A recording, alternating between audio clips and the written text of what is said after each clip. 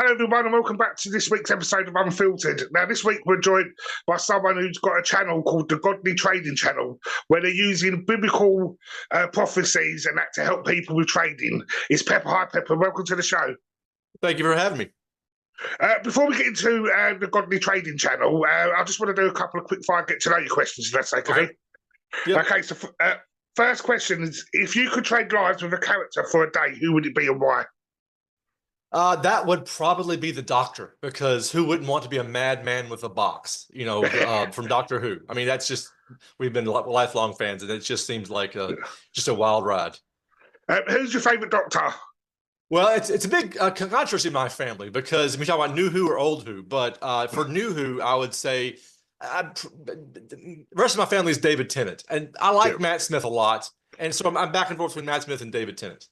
I 100% agree with you. I think I actually preferred Matt Smith's Doctor to David Tennant. Me and my daughter are lifelong Doctor Who fans as well. I grew up with my older siblings was Tom Baker. When I got into it was Peter Davison. So number 5 is my Doctor from childhood. Brilliant. Right, second question is, if you could only eat one food for the rest of your life, what would that be? That would be gumbo, Cajun gumbo, which is from South Louisiana. It's basically an all-in-one stew kind of a thing, very spicy over rice. Just absolutely love it. I could have that every day. Well, I'm not a big fan of gumbo because I don't do seafood. Which is just bizarre, because that's all we hear over here is like, you Brits, all you're eating is like kippers and fish and chips. So that's interesting to hear. Okay, brilliant. Next question. If you could have a chat with one animal, like one species of animal, what species would that be? It would still have to be a dog. I mean, because I don't know, we always love to talk to our dog. We think our dogs talk to us. I would genuinely love to know what my dog is thinking when he's watching us go about our lives, and we're talking to him, and it's like Pinky and the Brain, the cartoon mice that are going to take over the world. Sometimes I'm convinced that the dogs are conspiring, and you look at them, oh, we're not doing anything. So anyway, I would love to know what's going on. It may be nothing going on in there. And what's the craziest thing you've seen on the internet lately? The craziest thing I've seen lately is people who are my age doing things they shouldn't do. What are those things called? It's like a hoverboard, but it's just like one wheels. Why would anyone in their right mind, my age, get on anything with less than 4 wheels? It's like, what did you think was going to happen? Of course, gravity is going. Hey, gravity's not just a good idea; it's the law, right? So what are you thinking anyway? That's very true, actually. I think we all keep trying to relive our youth with the new things that come out. I have to admit, when I was younger, I probably did stupid things like that. But I'd like to think that my body has told me repeatedly not to do those things anymore. What would the title of your autobiography be? The title of my autobiography, I used to say when I was a kid that I wanted my tombstone to say, "Here lies a blithering idiot." But just for fun, right? But my wife said that wasn't going to be. I would like to say, because there's a Southern expression, and I think you Brits have a version of it. Bless his heart would be what we say that a lot in the South. Bless his heart. I believe y'all just say bless, but something like bless his heart. That's a really good title for an autobiography. Okay, so the Godly Trading Channel and Godly Trading, what is it? So I have been trading, and when we use the term trading, most people would instantly think like day trading, stock trading, those kinds of things. And it's basically that. And I've been doing that off and on for years, and I got serious about it about 5 or 6 years ago. And one of the things that one of the struggles everyone goes through is overcoming all of the noise inside your head, the barrel of monkeys, as I call it, that's just like throwing bananas and making you do crazy things. And I was driving to work one morning, and I was at this point I was still a day trader, so I didn't have anything happening. I was completely out of the markets, nothing had happened, but I was already miserable going to work thinking about my trading. Have you ever had a conversation with someone in your head? And you think about what you would say, what they would say, what you would back and forth, and then you get mad at them, and it's all in your head. They're not even in the room. Well, I was already pre-miserable, pre-angry, pre-depressed, all these discouraging, and I just hear this voice like from God in the back seat saying, "Aren't you tired of feeling this way?" And I'm like, "Yes, I'm absolutely so tired of." And long story short, he points out, "Hey, you got into this to help your family, and you tell everybody else, oh, I'm doing this to help my family. But in actuality, this is all, you've made it all about you. Your pride, your ego is at the center of everything you're doing in trading. And as a result, you're miserable because you can never make yourself happy if you are all that you have.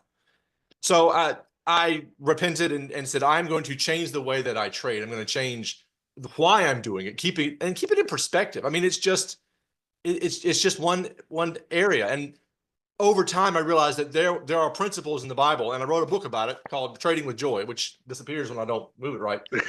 And it's based off of the fruit of the Spirit, and which is love, joy, peace, patience, kindness, goodness, faithfulness, gentleness, and self-control. And there's a chapter in each book about those. And so as I'm got a YouTube channel, I'm talking about these things. I wrote the book and then basically started the YouTube channel to talk about the book and talk about these. And people say, oh, you're talking about biblical principles. Well, I don't think the Bible can tell us how to trade, or I don't think. I said, well, okay, or I'm not a Christian. Okay, well, I use the example of the Klingon religion because I figure it's not going to offend anybody. So if you're a follower of the Klingon religion, tell me what there is about love, joy, peace, patience, kindness, goodness, faithfulness, gentleness, and self-control that runs afoul of your religion, right? Now, maybe if you're a Klingon, maybe peace runs afoul of your religion. But apart from that, there's nothing there that's going to, I mean, everyone, self-control, I mean, everyone, regardless of whether you're a trader or an employee or a father or whatever, self-control is at the root of everything that we're trying to do and be successful in life. And so I wrote this book, and I'm trying to get this message out that the subtitle of the book is to go from trading misery to trading mastery. And so once I got over that hump in my own head, I tell the story of why am I doing this? So there's a guy walking down the street, and he falls into a hole, and he can't get out on his own. He sees people walking by, and he's screaming, hollering, help me, help me. Nobody gets him out of the hole. And he sees this priest walk by. He says, hey, Father, hey, it's me. Can you help me out? And the priest looks down the hole and writes him out a prayer and throws it in the hole and keeps on walking. And pretty soon he sees his doctor walk by. He goes, hey, doc, I'm stuck in this hole. Can you help me out? Doctor looks down the hole and writes him out a prescription and throws it in the hole and says the bill is in the mail and keeps on walking. And then he's so depressed. He's down in this dark hole. He can't get out, and no one's going to help him. And he's almost just wanting to give up, curl up in a ball and die. And then he sees his buddy Bob walk by. He's like, hey, Bob, help. I'm in this hole. Help me out. Well, next thing you know, Bob jumps in the hole with him. He's like, what are you doing? Now we're both stuck in this hole. But Bob says, yeah, but I've been in here before. I know the way out. And so that was me down in that hole. And now that I've gotten out, now it's my responsibility to help other people. Because trading, when you're a regular person trading, not when that's your job and you work for BlackRock or you work for Schwab or whatever, and you're in a giant desk in a room. But if you're regular person trading, it's just them and their computer and the rest of the world. And it's very lonely. It's very isolating. And you have all of these emotions that are going on during the course of a day, and they usually all lead down the same road. I don't know what I'm doing. I thought I knew what I was doing, but things keep happening. Maybe I should quit. And doubt leads to discouragement, or discouragement leads to doubt. And then eventually you quit. And what's very interesting is losing money is not what causes traders to quit. There's so many stories of traders out there who got into it for various reasons and lost a lot of money. Everyone blows an account, but they keep at it. It's the same story of the guy who tries to start his business and fails and tries to, there's just this drive. I want to keep at it. I know this is the right way for me, but eventually you get beat down enough and you just quit. And that is a shame. And so my job is to try to help traders out by saying there's a different way to approach this that takes the focus off of us, ourselves, and puts it on our family. Absolutely. Keeping them as the main focus of why we're doing this, getting our ego out of it, getting our pride out of it, developing that self-control, being thankful every day. And so all of these things that try to rescue traders. And so what do I care about whether someone trades or not? The mission statement on our channel is, I'm here to help fathers fulfill the command from Proverbs that says a good man leaves an inheritance to his children's children.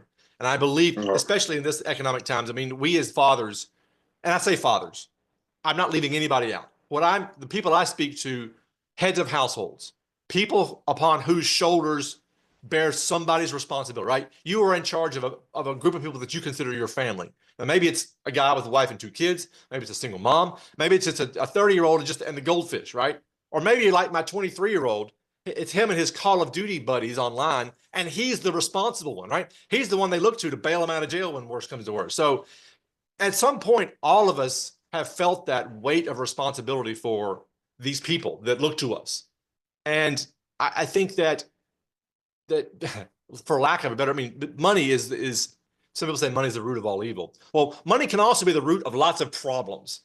Yeah. And I am a firm believer that trading offers the most amazing opportunity for anybody to change the course of their family's financial future and put them on a path towards, first, financial stability, so that you don't get to the end of the month before you get to the end of the money, and then financial stability, security, and freedom.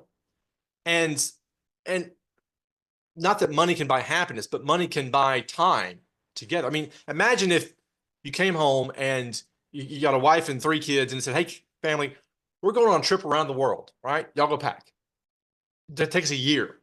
And you're like, "Well, how would I do that? I had to quit my job."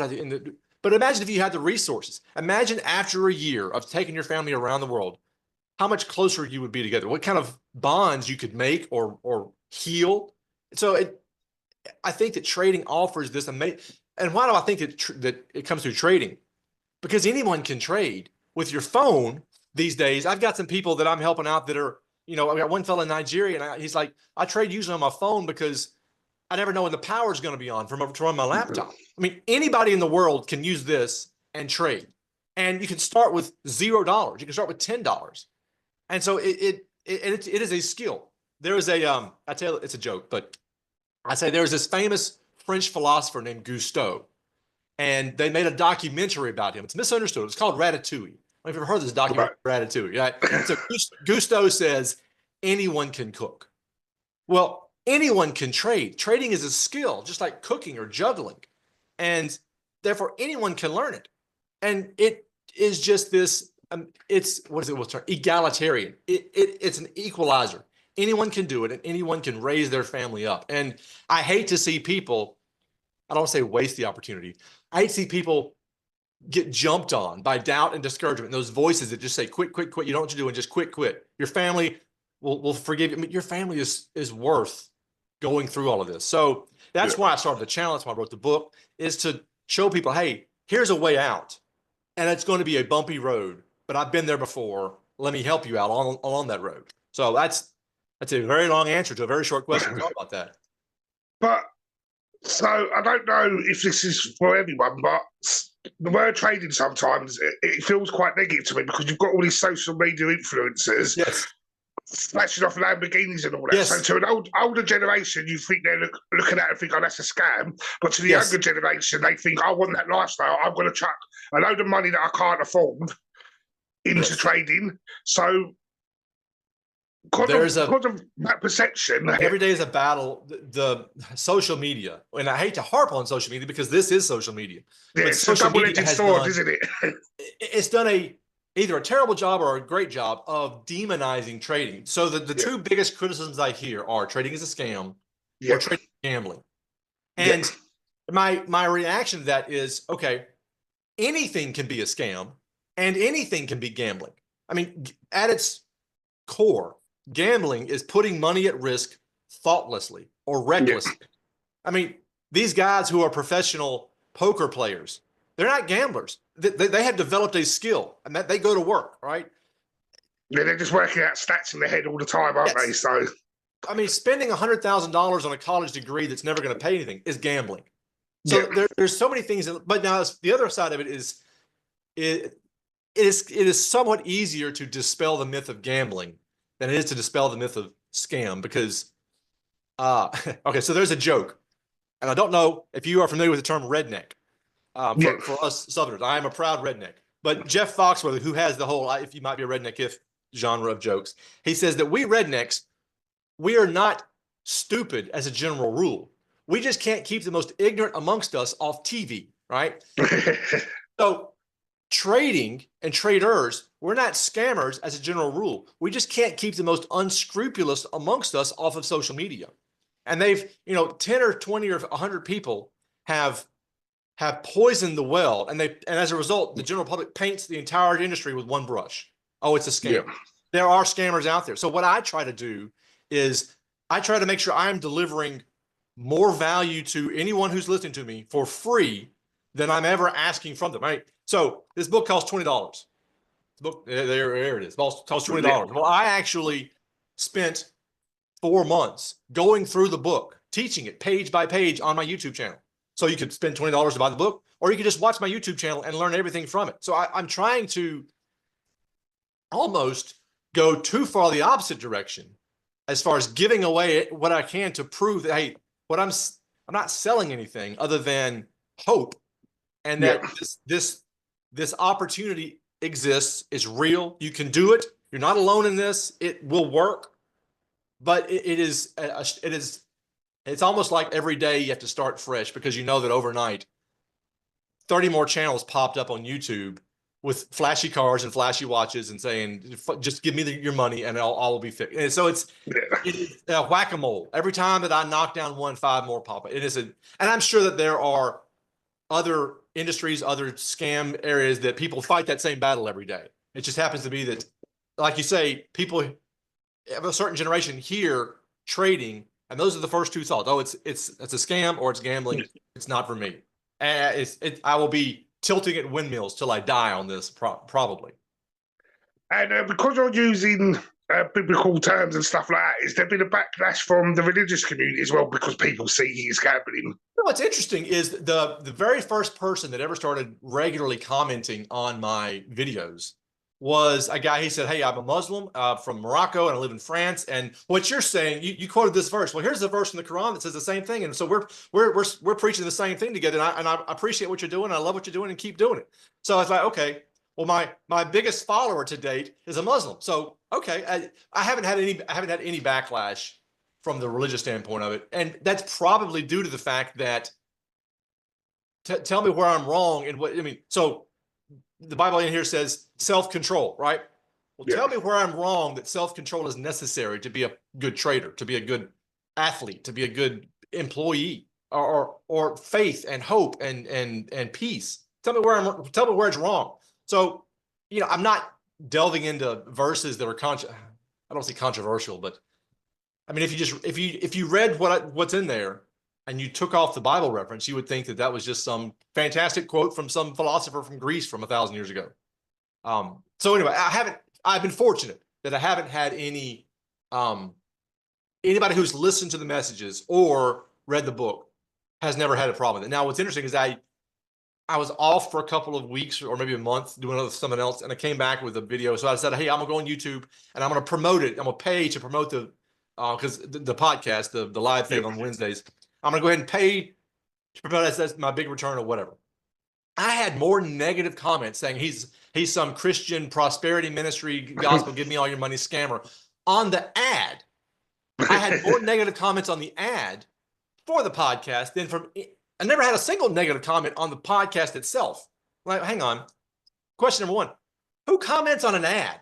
Who watches an ad and goes, "Ooh, I think I'll comment"?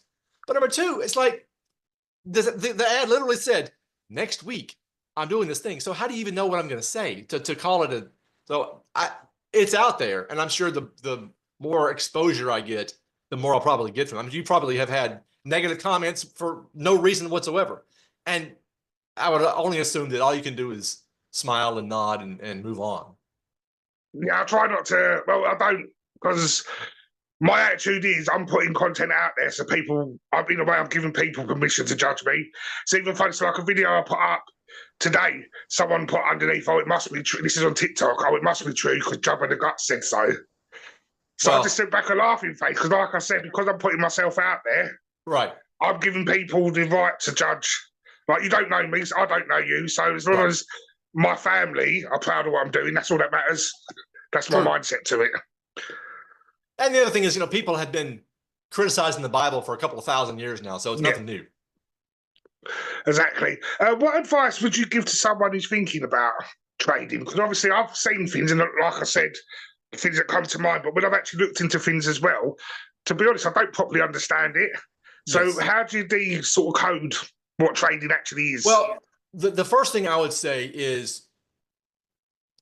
would be to dispel another myth, which is trading, number 1, is a skill. Most people think, hey, this is something that only the top 1% can do. This is only something the top 5% of brains can figure out. Trading is a skill like juggling. Anyone can juggle, anyone can trade. Yeah. Anyone can do it. So if you wanted to do it, wrap your brain around the idea of, yes, you can do it and you can be successful. With the caveat that you have to keep perspective that it is not the get rich quick overnight scheme. Successful trading means earning 1% to 2% a month. 20. Yeah. Look, Warren Buffett. Does that name ring a bell? Not to me, sorry. Warren Buffett is the most successful stock investor in the U.S. history. Right. He's probably in his 80s right now. He's been doing it for 50 years. He is like, if you say Warren Buffett over here, it will be the equivalent of saying Richard Branson over there, right? He's a billionaire, and he made his money through hard work over time, but he made his money through investing in the stock market. 19.8% a year is his annual return. And yet you got guys on Facebook and TikTok saying, hey, I can make you 80%, I can make you 100% a year, every year. It's just not going to happen.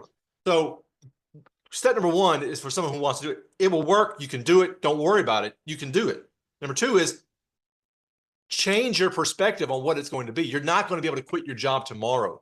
I would encourage everybody out there, don't quit your job at all to go and be a trader. Instead, make trading one of several income streams that you have. I was unemployed for about 6 months, about 5 years ago. Terrible time of my life. I learned a lot about myself during that time period. None of it good.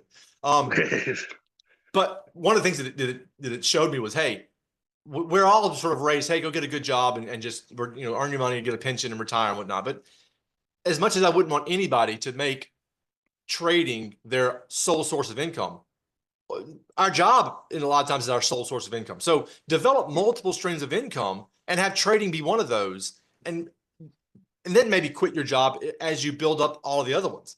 So it is simple. Trading is dead simple. It's not easy because it requires discipline and self-control. Yep. And well, it requires discipline and self-control, and those aren't easy, but it is very simple, and anyone can do it, and anyone can be successful at it if you understand from the front end, I'm not going to make $1 million overnight. I'm not going to make $1 million in the next 10 years, but I can develop 20% of my annual income from this thing within a short period of time if I do it right. And I do it. The best, most successful trading is slow and boring and successful. It's like watching paint dry, and that's how you know you're doing it right. When it doesn't excite you anymore, that's how you know you're doing it right. So those three things, and anyone can. Now it takes, yes, it does take money. There are ways around that these days. There's some amazing opportunities that I'm taking part of myself, where you can basically sign up to trade other people's money. It's like, imagine if a giant hedge fund or a giant broker or a giant bank crowdsourced is the word I'm looking for, crowdsource their employees. So there's just places out there that say, hey, we've got $10 million. Come sign up with our company, go through this process, jump through some hoops, prove to us you know what you're doing, and then we'll allocate some of our funds to you, and you can trade on our money, and then we split the profit. So even if you have $0, there's ways around that these days. It didn't exist 10 years ago. So it's an amazing opportunity that anyone can do, but you have to, I feel like I'm shouting in a hurricane. You have to overcome the noise of people saying the wrong thing. You can absolutely learn how to trade. This book, by the way, does not teach anybody how to trade. This takes the person who already knows how to trade and wants to quit and helps them overcome the misery. I've got a couple of free things that teach people how to trade, but there's so much out there. You can learn everything you need to know free on the internet. The downside is you got to sift through 90% of stuff that's terrible to find the 10% that's good. So, and that's one of the reasons I don't begrudge any person who says, I've got 20 years of experience. I'm going to teach you how to do it, and I'm going to charge you for that. That's what experience is worth. Yeah. But at the same time, if you want to learn for free, it'll take you a little bit longer, but you can absolutely do everything you need to do for free, up to and including trading itself. Other than obviously proving to people that you're not there to scam or upsell, why did you choose to go onto YouTube and social media and podcasts? That's an interesting one. So when my kids were born, I have two boys. They're 21 and 23 now, but when they were very much younger, we were homeschoolers. And so my wife was in charge of the 3 R's: reading, writing, arithmetic, all those things. And I was actually praying at the time, God, I want to be able to have some method by which to teach my boys to be men, how to do manly things and learn all those skills in life, that, changing your oil, all those things. And so when they were 6, 8, that range, we actually had a very small farm. We had 4 or 5 dairy cows, and I was able to teach them like how to, I've got videos of my kid, pulling the lamb out of the sheep and all those things. Actually, one time I made them go. We're in Mississippi, which is very warm, right? So it snows very infrequently here. But one day it had snowed like that much, and I sent them out to milk the cow in their pajamas, barefoot. Now, granted, the place they're going to milk the cow is like 5 feet out the back door. So anyway, it wasn't a big deal. But I said, like, why do we have to go barefoot and milk the cow? I said, because one day you're going to be 80 years old and you're going to have grandkids, and you'll be able to say, when I was your age, I had to milk the cow in the snow barefoot. So anyway, but he offered this opportunity for us to have this small farm, me and the boys together doing this thing, and they were like, hey, why don't we put this on YouTube? So we had this little farm, it's little YouTube. As a matter of fact, it's still there today, and I still get like, I haven't posted a video in 10 years. I still got like 2 or 3 subscriptions a year from it. The top videos got 30,000 on how to make cheese, I think it was something like that. Anyway, but fast forward to, and so then when they're in their middle teens, I had the opportunity to have a landscaping company, and I was able to teach them how to drive a bobcat, how to drive a backhoe, how to lay brick, all these things, all these great manly skills. So then fast forward to this year, or I guess it's last year now. Yeah. And now suddenly I've got this thing and I need to do digital marketing, and my boys are like, well, okay, now I'm sort of in their world. Whereas before they were helping me out in this thing that I knew. Now we're all in this together, but I'm really kind of in their world with this whole YouTube and TikTok and all this. And they said, well, let's explore selling your book through social media. And so it's been this again. So we formed this business together, and I'm able to teach them. And I just love this opportunity. You know, when Proverbs says a good man leaves an inheritance to his children's children. Yes, that is absolutely monetary, but it's also a legacy of skills, of inheritance, a legacy. So of how to do things. So I'm able to, the three of us together, create this opportunity where we're learning how to build a business, an online digital business together. Now I'm footing the bill for it, so they don't have to pay for it. And the idea then was, okay, now that we've built this, you boys go out with these skills that you've learned with my blessing and my credit card and start your own things. And so that was the impetus of it, was my boys saying, hey, we had this Pepper's Plants farm back in 2012 with the cows. Let's do something online again. And it's been really the best part of this whole journey has been able to do with my boys. And each one of those two has their own unique area. My youngest went to school to be an IT person, and my family and people say, well, what does Nick do? Oh, he's an IT. Well, yeah, but what does that mean? I don't know. Hey, IT. Just, I don't know. I don't want to know. And then my oldest is YouTube and TikTok. He knows those things ins and outs. So between the two sides of it, as far as web page design and YouTube marketing and all these things, they have just brought this unique skill set from their generation standpoint. I mean, honestly, I think kids are born these days knowing how to use TikTok. Amazing. But I'm teaching them now things that, man, I wish I had learned. I'm 50 years, just turned 50, and they're 20, right? I wish I could jump in the TARDIS and go back to 20-year-old me and say, learn these skills when you're 20, so that when you get to 50, you'll be in a much better place. Because I wish I had started then, so that now I could send my boys out into the world with, hey, here's a house and here's $100,000 and go start your own business. So I do all of that because if I'm in this situation, there's got to be other people like that who say, I'm 50 years old, it's too late for me to start. Well, no, it's not. No, it's absolutely not too late to start. So if I can start over at 50, and part of that is the people online are watching me go on this journey. Oh, here's this 49 and a half year old. Now he's 50. And where's he going to be when he's 51, to sort of document? And that's, I guess, maybe the last unintended consequence is I can go on YouTube now and I can watch these amazing videos of me and my boys. My wife refused to be in the videos. I can watch these amazing videos of me and my boys milking a cow and birthing lambs and doing all these things. And so it's almost like my own family digital archive by doing this on YouTube. And my oldest does my YouTube editing. And so I'll make some, I don't know, he would cut out parts that I want him to cut out, or he won't. He'll leave in bloopers and put a little sarcastic comment on the ha ha ha dash your editor. So it's they're each one contributing, and it's just this amazing journey together that I can go back in time and watch. So that's what got me on this road. I think this is I heard somebody the other day say this is the best time in the world for anyone to be a millionaire. There's so many amazing literally all it takes is this thing right here, and you can do anything. I mean, there's so many people on YouTube and TikTok who's just their phone. Prime example. I mean, no fancy anything. Exactly like I said to you before we started the recording, this is all this is. It's been 2 years, just me and a phone and a microphone, and it does what I need to do. And yes, and it's been amazing. It is freedom in the palm of your hand if you understand how to access it. Exactly. Talking about the YouTube channel, where can people find you? So it's just called Godly Trading. If you go to youtube.com/@godlytrading, or is it maybe just Godly Trading? But anyway, Godly Trading on YouTube. The website's the same way, godlytrading.com. And you can find there's links there to the YouTube channel and to so every Wednesday I go live. New Year's Day, I got the bright idea. I'm going to go live for 6 solid hours.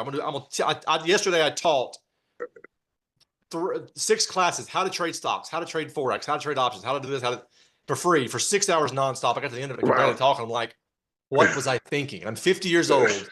We don't go live for 6 hours, but anyway, so I have a podcast on Wednesday afternoons where I teach the book, or I teach some other book, or I try to give value to people so they don't have to pay anything. I just come show up and listen. All you're paying with is your time.